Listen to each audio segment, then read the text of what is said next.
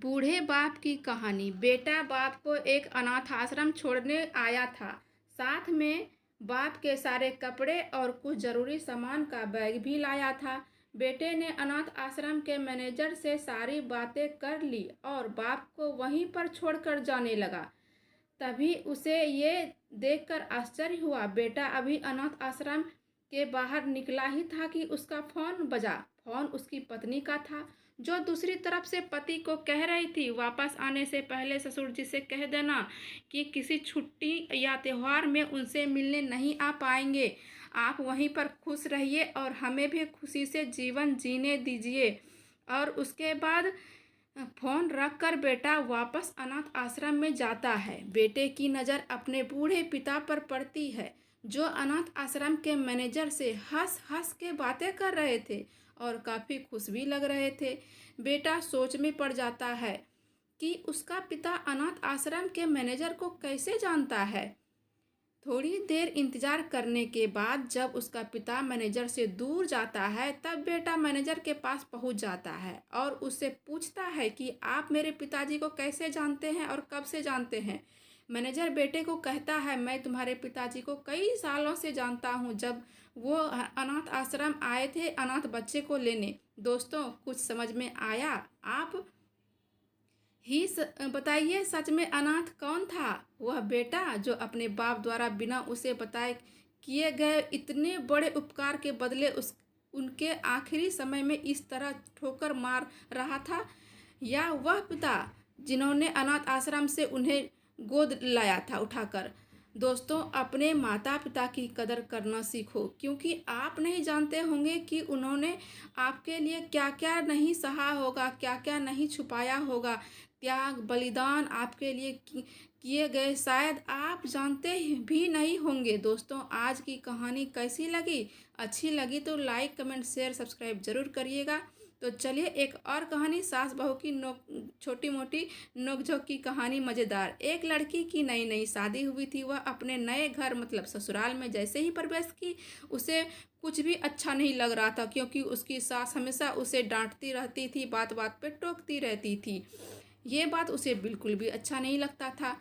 उसे अपने पिता का घर याद आने लगा। हर पिता के सामने उसका उसका पिता भी बहुत प्रेम करता था अपनी बेटी से। बचपन से जवानी तक पिता के अपनी बेटी की सारी ज़रूरत पूरे करते थे। वह अपने पिता की लाडली बेटी थी और बहुत ज़्यादा उसके पिता उसे मानते थे। यह नई नवेली दुल्हन अपनी सास के इस रूखे व्यवहार के कारण परेशान हो गई थी और कई बार तो उसने अपनी सास को आखिरी खरी खोटी भी सुना देती थी, जिसके कारण घर में बड़ी ही असमंजस की परिस्थिति हो गई। वह अपने पिता के घर लौट आई और रो रो कर कहने लगी, पिताजी, मैं अब उस घर में नहीं जाऊंगी, यही आपके पास रहूंगी। यदि आप मना करेंगे तो मैं कुछ कर लूंगी। पिताजी समझदार थे। पिता ने बेटी को 2 दिन के बाद कहा, बेटी, यदि मैं तुम्हें एक बार जैसा कहूँ, क्या तू करने को तैयार है?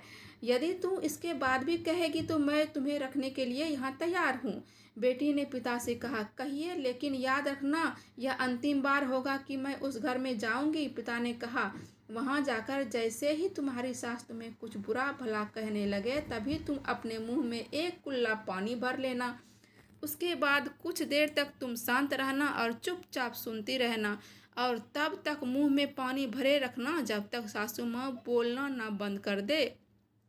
और उसके बाद उस पानी के कुल्ले को नाली में थूक देना और फिर कुछ भी पलटकर मत कहना। बेटी को कुछ समझ में नहीं आया, लेकिन बेटी तैयार हो गई। बेटी ने ससुराल में जाकर ठीक वैसे ही किया। जब सासू माँ कुछ कहना शुरू करती, तुरंत वह मुंह में पानी भर लेती और बहुत देर तक भरी रहती। धीरे धीरे कुछ ही दिन में सासू का व्यवहार इस बहू के प्रति नम्र हो गया। वो सोचने लगी, कितनी अच्छी बहू है, पलटकर कोई जवाब नहीं देती और गुस्सा भी नहीं करती।